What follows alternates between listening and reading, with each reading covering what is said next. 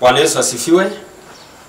Mtazamaji wangu, ninaye hubiri mbele yako muda huu. Naitwa mchungaji Emmanuel Joseph Masaga wa kanisa la TAG Mbezi Luisi hapa Dar es Salaam. Ninamshukuru Mungu sana kwa kunipa hii nafasi ya kusimama mbele yako ambaye unanifuatilia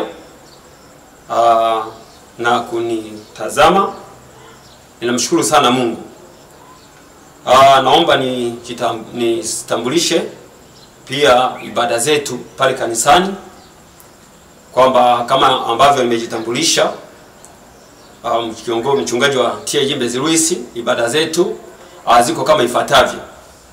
Ni kuanzia saa 1 asubuhi kila Jumapili mpaka saa 3:30 ni ibada ya kwanza ambayo ni ya Kiingereza inayotafsiriwa Kiswahili, na saa 3:30 mpaka saa 4:30 ni kipindi cha shule ya maandiko na wanafunzi, na kuanzia saa 4:30 mpaka saa 6:30 ni ibada ya pili ya Kiswahili. Siku ya Ijumaa tuna ibada ya maombi na maombezi, inaanza saa 10:30 hadi saa 12, na baadhi ya Ijumaa ni mkesha. Siku ya Jumatano vile vile tuna ibada kuanzia saa 10 jioni na saa 10:30 jioni ya mafundisho ya neno la Mungu mpaka saa 12 jioni. Kwa hiyo ndio ratiba ya ibada za kanisani kwetu. Naomba pia nitaseme namba zangu za simu. Namba zangu za simu ni 0688 521 505, 0688 521 505. Namba nyingine ni 0787 19 48 04, 0787 19 48 04. Basi muda huu naomba niende moja kwa moja kwenye neno, na kabla ya hapo naomba niombe kwa ajili ya neno. Baba, katika jina la Yesu na kurudishia sifa, heshima na utukufu muda huu ambao umenipa kuongea na watoto wako na watu wako. Naomba neema ya kuniwezesha kusema kama ambavyo umekusudia jioni ya leo, kwa sababu kuna mtu mahali anakuhitaji wewe sana. Kuna mtu mahali analohitaji Bwana Yesu kupitia hili neno muda huu. Naomba likapate kufanyika msaada juu ya mtazamaji wangu na mtu yote ambaye ananifuatilia, kwa jina la Yesu Kristo Mungu aliye hai. Bwana Yesu, naomba neema pia kwa watoto wako hawa, wasikilizaji wangu, watazamaji wangu muda huu, neema ya kusikiliza neno lako na kuliweka katika maisha yao. Ni katika jina la Yesu Kristo naomba yote na kushukuru. Amen. Basi naomba niseme na wewe somo linalosema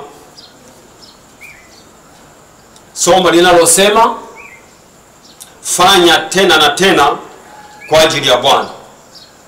Fanya tena na tena kwa ajili ya Bwana. Hilo ndio somo ambalo naenda kuongea na wewe muda huu. Fanya tena na tena kwa ajili ya Bwana. Na maandiko ya hili somo ni katika kitabu cha Marko sura ya 8 na mstari wa 22 hadi wa 25.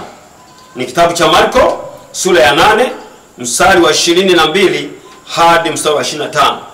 Nitasoma katika jina la Yesu.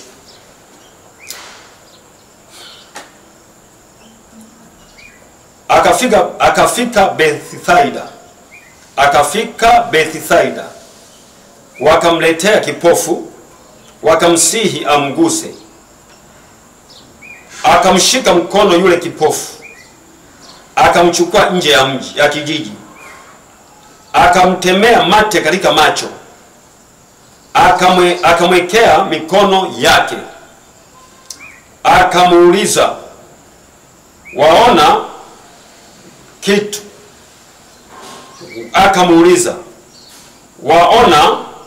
kitu? Akatazama juu, akasema, naona watu kama miti inakwenda. Ndipo akaweka tena mikono yake juu ya macho yake, naye akatazama sana, akawa mzima, akaona vyote waziwazi. Mstari wa 26 naomba nimalizie. Akamwagiza aende nyumbani kwake, akisema hata kijijini asiingie. Haleluya. Somo letu linasema fanya tena na tena kwa ajili ya Bwana.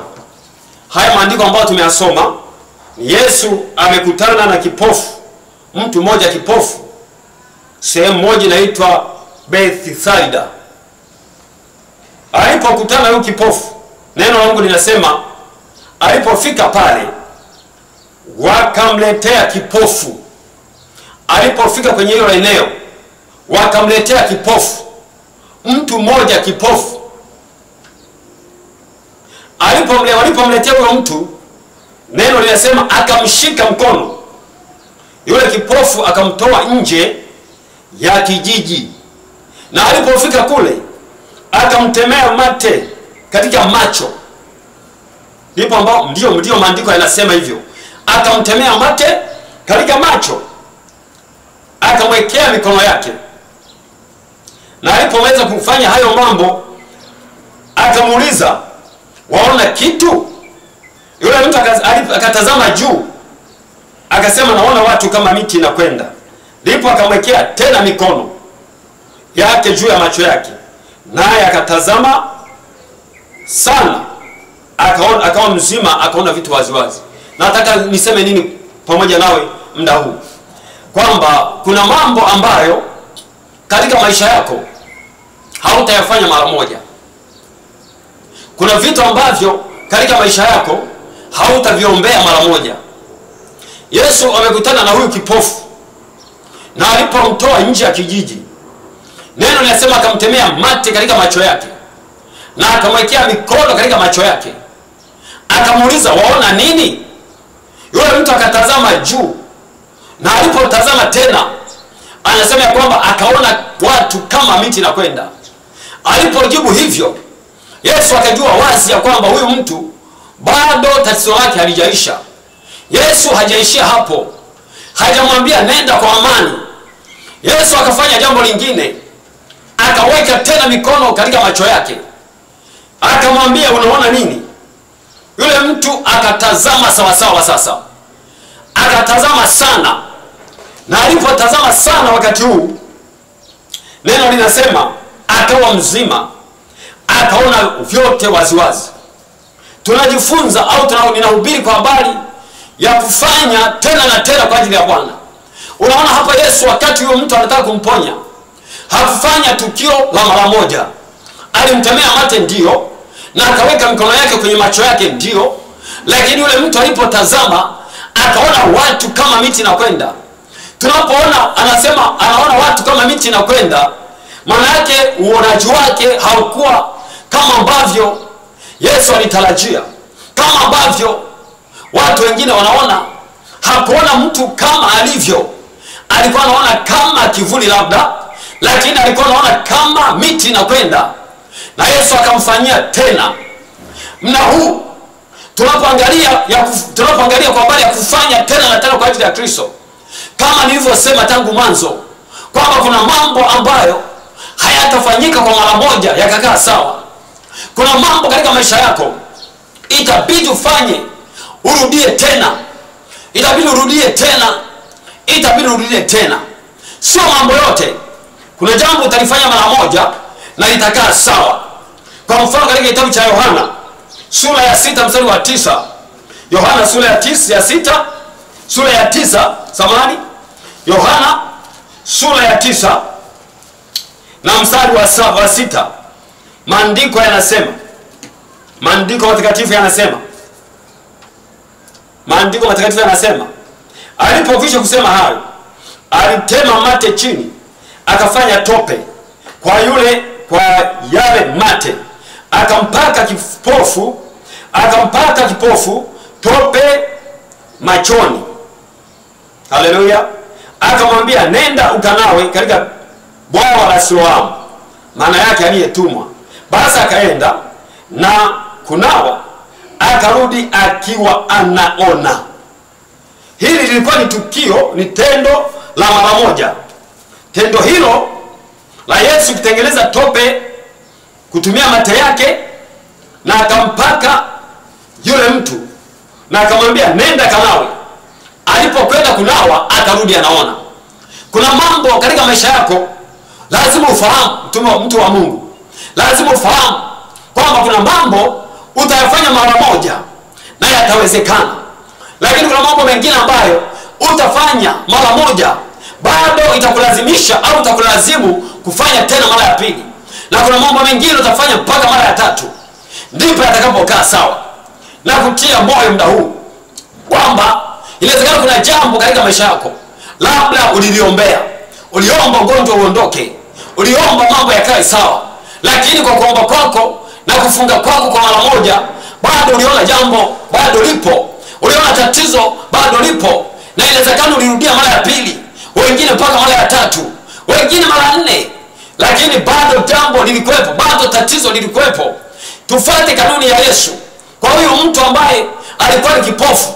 Kwenye kitabu cha Marko sura ya 8 mstari wa 22 hadi mstari wa 25, yule mtu alipomtemea mate ya macho, pamoja na kwamba akaweka mikono yake juu ya macho yake, lakini bado hakuona sawa sawa. Yesu alirudia tena mara ya pili. Yesu aliporudia mara ya pili, neno linasema akaona sawa sawa. Na kutia moyo katika jina la Yesu kwamba inawezekana kuna jambo umeshughulika nalo kwa njia ya maombi katika maisha yako, lakini unaona haijakaa sawa. Kuna mambo ambayo inawezekana umeyatolea na sadaka za ukombozi labda, na mambo mengine unayafanya lakini bado haijakaa sawa. Kutokukaa sawa kwa wakati huo haimaanishi kwamba hilo jambo limeshindikana, haimaanishi kwamba Yesu limemshinda. Biblia inasema yote yanawezekana kwake aaminie, na kwa Bwana Yesu yote yanawezekana. Hilo jambo haimaanishi kwamba kweli limeshindikana. Hapana. Yesu anataka ufanye tena. Yesu anataka uombe tena. Ndio ulitoa sadaka yako, ndio ulifanya mambo ya kufunga labda katukavu, maombi yote yale, mifungo yote ile, lakini kama vile unaona kabisa bado mambo hayajakaa sawa, na kutia moyo katika jina la Yesu kwamba haijalishi uliomba na kuomba tena, lakini unaona kama lile jambo bado lipo, uliona kama ule ugonjwa bado upo. Tuangalie Yesu alichokifanya. Baada ya kuona mara ya kwanza jambo haliwezekana, bado Yesu alifanya tena. Mimi na wewe tunaweza tukaomba tena. Mimi na wewe tunaweza tukasali tena. Tunaweza tukaongeza ibada tena. Tunaweza tukatoa tena sadaka, hata kama tulitoa jana, hata kama tulitoa juzi. Lakini habari ya maisha, kwa habari ya uchumi wa maisha yetu, ni kama vile uchumi bado haujanyoka kwa vile viwango ambavyo tulitarajia. Ninakutia moyo muda huu kwamba hata kama ulitoa sadaka, bado hiyo sadaka ina kumbukumbu mbele za Bwana. Toa tena. Toa tena sadaka yako, ukimwamini Bwana ya kwamba iko siku atafanya kwa habari ya uchumi wako, kwa habari ya biashara yako. Haitabaki kama ilivyokuwa mwanzo. Utakuwa mfanyabiashara mzuri. Na inawezekana uliombea jambo lako lifanikiwe, uliombea labda ugonjwa uondoke kwenye mwili wako au jambo lolote lile, lakini kuna namna umeomba unaona kabisa jambo halijatoka. Naomba ufanye tena, naomba uombe tena. Kuna mambo ambayo utayaombea mara moja na kweli yatawezekana. Kuna magonjwa ambayo utakemea mara moja na kweli yataondoka, lakini kuna magonjwa ambayo italazimika ukemea mara moja, utakemea tena mara 2 na mara ya 3 na zaidi, ndipo ukombozi na ufumbuzi wa hilo tatizo utapatikana. Fanya tena na tena kwa ajili ya Bwana. Na ndiko ambalo nataka kutimisha nalo ni katika Luka sura ya 18 na mstari wa 1. Luka sura Marko samani mtazamaji wangu, ni katika kitabu cha Luka sura ya 18. Luka sura ya 18 mstari wa 1. Maandiko yanasema akawaambia mfano, imewapasa kumomba Mungu siku zote wala wasikate tamaa. Ni mfano ambao Yesu alikuwa anaongea. Ni mfano, akawaambia mfano kwamba imewapasa kumomba Mungu siku zote wala wasikate tamaa. Akatolea mfano mmoja kwamba kwenye mji fulani kuna kulikuwa na hakimu fulani ambaye, kadhi fulani ambaye alikuwa hamchi Mungu wala hajali watu. Na katika huo mji kulikuwa na mama mmoja mjane aliyekuwa akimwendaendea akitaka apewe haki yake. Naye kwa muda yule mtu hakujali, lakini kwa muda yule kadhi dhalimu alibidi ajali, kwa sababu ya namna ambavyo yule mama alimwendea mara kwa mara. Na tunaona baadaye anampatia haki yake. Yule mama kama angeishia kwenda mara moja kwenda kudai haki yake, labda haki yake asingeipata. Tunapata fundisho kubwa sana kwamba kuna mambo ambayo utayafuatilia mara moja kwa njia ya maombi na hayatawezekana. Lakini huyu mama aliendelea kwenda kwa yule mtu, alikwenda tena kwa yule mtu, alikwenda tena kwa yule mtu. Haikujalisha yule mtu alikuwa anamjibuje, alikuwa anamwambia maneno gani ya dhihaka, alikuwa anamkatisha maneno ya kukatisha kiasi gani, lakini yule mama alikuwa anajua moyoni mwake, alikuwa anaamini moyoni mwake kwamba nikienda tena nitakwenda tena, iko siku nitapata haki yangu. Kwa hiyo tunaona baada ya hapo yule mtu anakuja kumpa haki yake. Kuna mambo katika maisha yako wewe uliyekata tamaa kwa sababu ya mambo ambayo yameandama maisha yako, labda jambo la eneo la uchumi pamoja na mambo mengine kwenye maisha yako, na kutia moyo ya kwamba inawezekana wewe uwe kama yule mama mjane kwenye ule mji ambaye alimfuatilia yule mtu, yule kadhi dhalimu bila kukata tamaa. Naomba nikusaidie katika jina la Yesu kwamba endelea kwenda kwa Bwana Yesu. Mfuatilie tena Bwana Yesu. Gonga tena kwa Bwana Yesu. Omba tena kwa Bwana Yesu. Hata kama jana hujasikia karibu kwenye ule mlango ulikuwa unagonga, hata kama jana hujasikia karibu, hata kama juzi hujasikia mtu anakukaribisha, gonga tena. Nenda tena kwa Bwana Yesu. Fuatilia tena Bwana Yesu mahali alipo. Nakwambia iko siku atakufungulia mlango na wewe utaingia. Inawezekana kwa jina la Yesu. Nasema na wewe mama yangu, nasema na wewe baba yangu, nasema na wewe mchungaji mwenzangu, nasema na wewe mshirika, nasema na wewe mahali popote ulipo, jambo lolote usikate tamaa. Tatizo la watu wengi ni kuvunjika moyo baada ya kuomba mara moja. Mtu anaona jambo halijatokea, mtu anakata tamaa. Hapana, unakatisha muujiza wako usikufikia kwenye maisha yako. Lakini nakutia moyo ya kwamba omba tena, nakutia moyo fanya tena, usikate tamaa. Kuna mtu ameacha hata kwenda kanisani, kuna mambo yake ameshughulikia, lakini unaona mambo hayaendi. Usiache kwenda kanisani, usiache kufanya ibada. Kweli ndoa haieleweki, kweli uchumi haueleweki, kweli mke wako haeleweki, kweli inawezekana mume wako haeleweki na ndoa iko karibu kuvunjika. Usikate tamaa kwa habari ya ibada. Nenda kanisani, kaombe kanisani, toa sadaka zako, usikate tamaa. Nenda, wakati wa mafanikio yako unakuja. Ndoa yako itakwenda kuimarika, Bwana atakwenda kukusikiliza na Bwana atakutendea kama hitaji lako lilivyo. Bwana akubariki sana. Inuka tena, wewe ni shujaa. Inuka tena, fanya tena. Bwana ataenda kukutendea jambo jema katika maisha yako. Usikate tamaa. Yesu yuko pamoja nawe. Bwana yuko pamoja nawe. Omba, fanya ibada, toa sadaka zako, uwe mwaminifu. Bwana ataenda kukutendea. Basi muda huu kwa wale ambao wamenifuatilia, naomba nimshukuru Mungu pamoja nawe. Inawezekana umefika mahali pagumu, inawezekana umekata tamaa kwa sababu ya namna ambavyo mambo umeona kama haieleweki. Umekaa kando, umekata tamaa, umeshika shavu, umeshika tama, umevunjika moyo. Naomba niombe pamoja nawe. Naomba nikuombee. Bwana akusaidie, Bwana kutie nguvu. Baba, katika jina la Yesu, ninakushukuru Bwana kwa ajili ya mtazamaji wangu. Asante kwa ajili ya kila mtu ambaye amenifuatilia. Baba, namweka mkononi mwako. Inawezekana amefika mahali pagumu pa kukata tamaa, ameona mambo hayaendi, kuna namna amevunjika moyo. Kuna wengine wanataka kutoka kwenye ndoa, kuna wengine wanataka kuacha utumishi na huduma, kuna wengine wanataka kuacha huduma kanisani, huduma za uimbaji, huduma za kufundisha, huduma za maombi na maombezi. Kuna namna wengine wanataka kuacha. Bwana, naomba neema yako ikawafunike, neema ya kufanya tena, neema ya kuomba tena, neema ya kwenda kanisani tena, neema ya kukutafuta wewe Yesu tena, kwa mamlaka ya jina la Yesu. Kila roho ya giza, roho ya mpinga Kristo katikati ya maisha yao ikashindwa kwa jina la Yesu. Naombea neema ya kusonga mbele, naombea neema ya kutokata tamaa, neema ya kwenda, neema ya kupenya hata kama mbele inaonekana kama kuna ukuta. Bwana wape neema ya kupenya kwa jina la Yesu Kristo Mungu aliye hai. Bwana waonekanie kwa jina la Yesu. Lakini pia inawezekana wengine ni wagonjwa, Bwana Yesu kawaponye kwa jina la Yesu. Na kemea kila nguvu za giza, roho za giza, maroho ya mauti, toka, achia maisha yao, achia maisha mtazamaji wangu kwa mamlaka ya jina la Yesu.